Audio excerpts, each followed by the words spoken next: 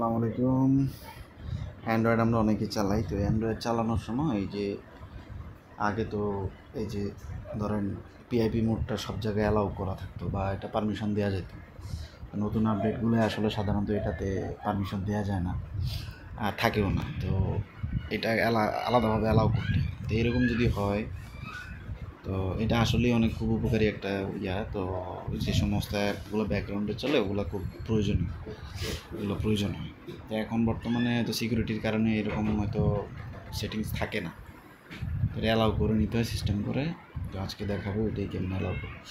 ধরেন আমার এটা অ্যালাউ করা নেই, তো এখন আমি এখানে দেখলাম যে আমার কোথায় এই যে নট অ্যালাউ মেসেঞ্জার না সরি এমএক্স প্লেয়ার যে ডিজেবল।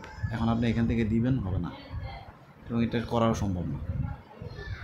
তো অনেক কিছু করার পরে আমি অনেক ফাংশন চেক করার পরে আমি দেখলাম যে আসলে এটা কীভাবে করা যায়। তো প্রথমে আপনি এখানে দেওয়ার পরে মনে করেন আপনার এখানে যে বিভিন্ন ধরনের এই যে এগুলো আসলে এগুলো তেমন কিছুই নেই এগুলো।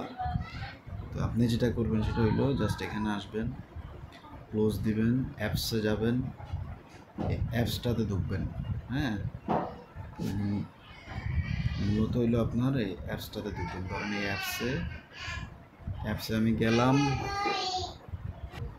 এই যে অ্যাপসে ঢোকার পরে জাস্ট 3 ডট রেস্ট্রিক্টেড।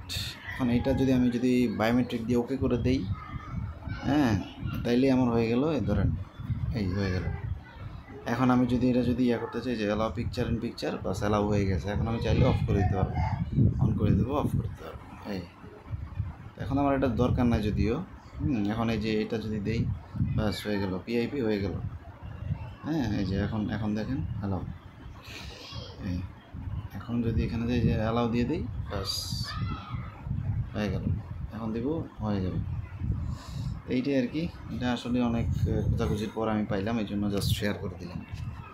শেয়ার করে দেন, এটা যদি উপকারে হয় ডাউনলোড করে রাখেন, সবাইকে শেয়ার করে জানায় দেন, মেনশন দেন, পেজ ফলো দেন, লাইক দেন, সাবস্ক্রাইব দেন।